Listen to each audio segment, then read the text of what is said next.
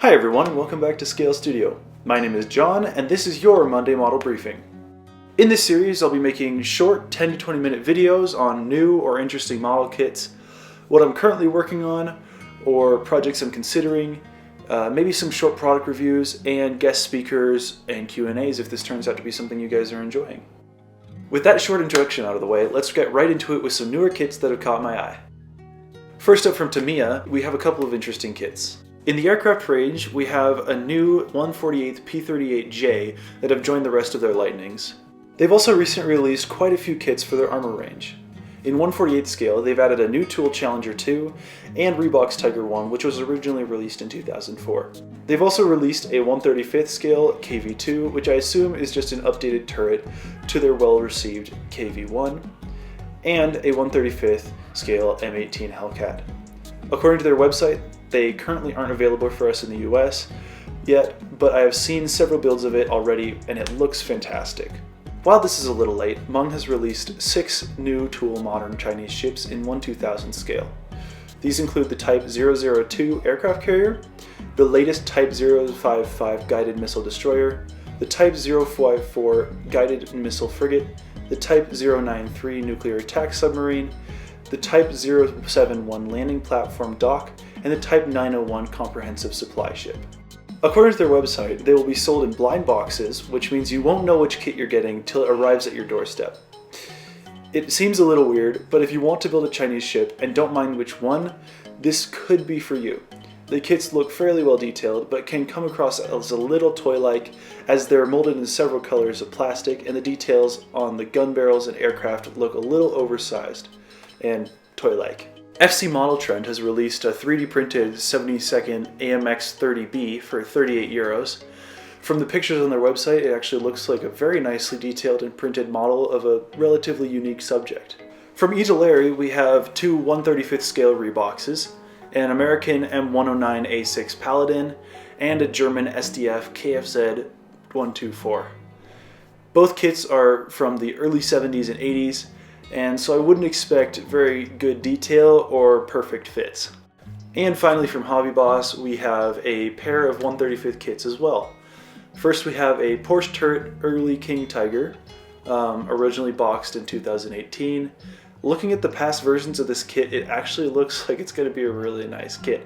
It has optional Zimmerit sheets, a little bit of photo etch, and a slide molded barrel. So if you're a fan of the King Tiger, I would definitely recommend this one for the collection. They've also released a new version for their Chinese Defense Force PLA ZTZ 99A main battle tank lineup.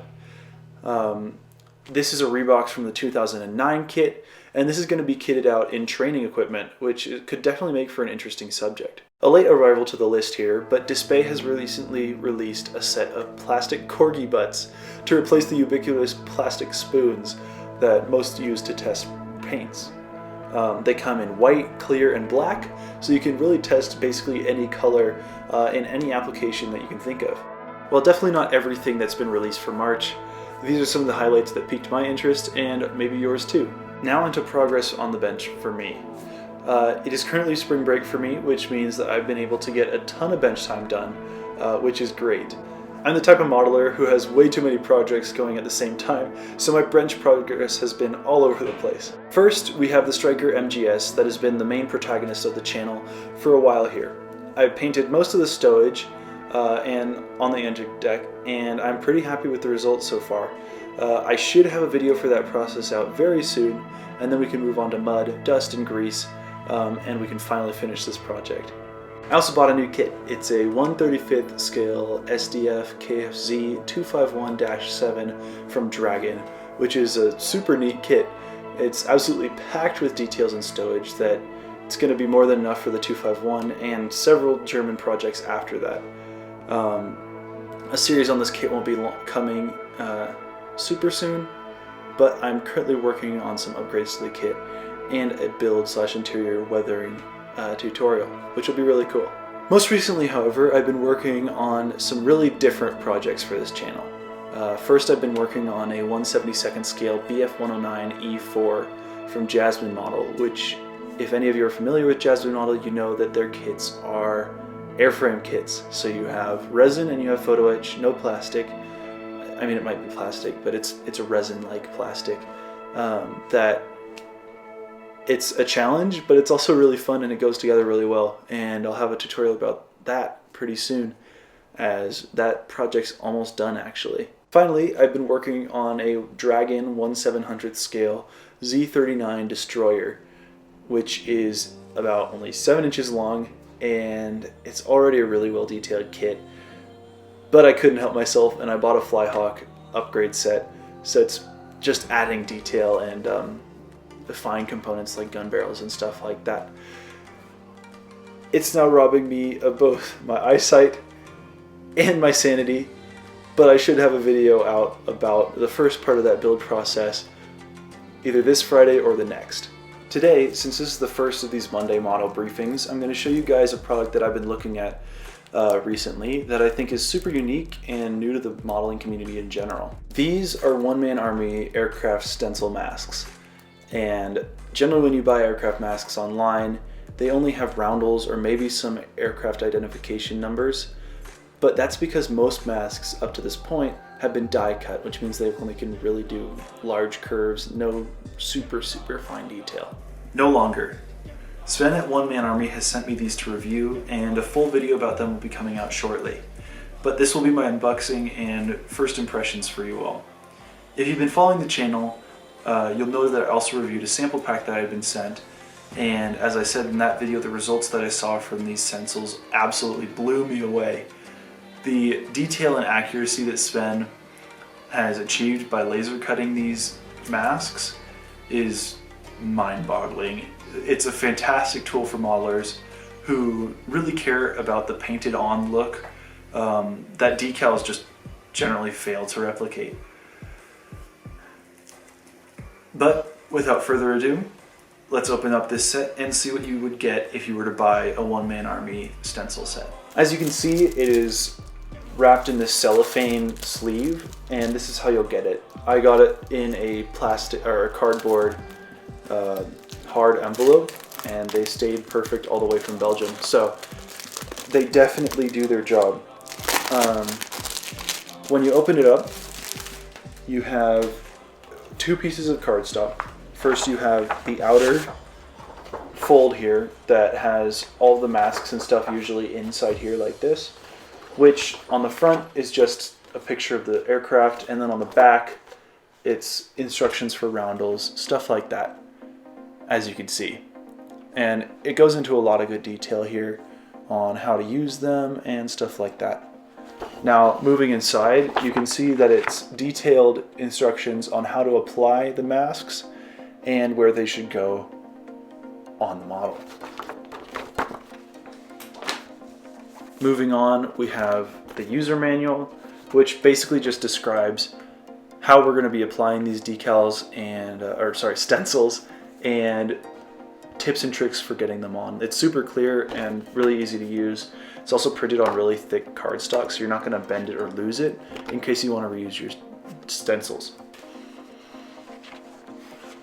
After that, for this kit or set, we have 2 sets of large sheets of masking paper here that when you look, you can see that they've all been cut. I'm trying to show that in the light. Come on. Oh, there we go. You can see that they've got all the cuts in them so that you can apply your decals or your stencils to the model.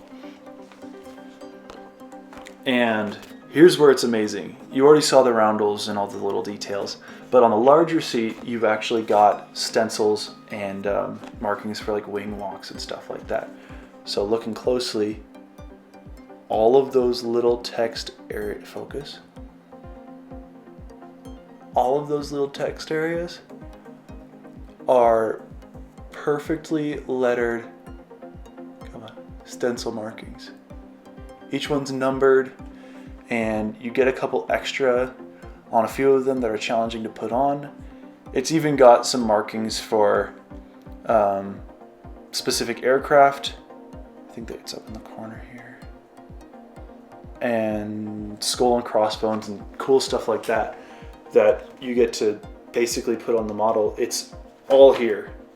Everything you need for the exterior of your aircraft to detail it up is right here, which is really cool to me, especially since instead of decals here, which you have to deal with silvering and the lip of the transfer film and stuff like that, none of that comes across here. It's literally just mask, spray, and take it off, and it's beautiful.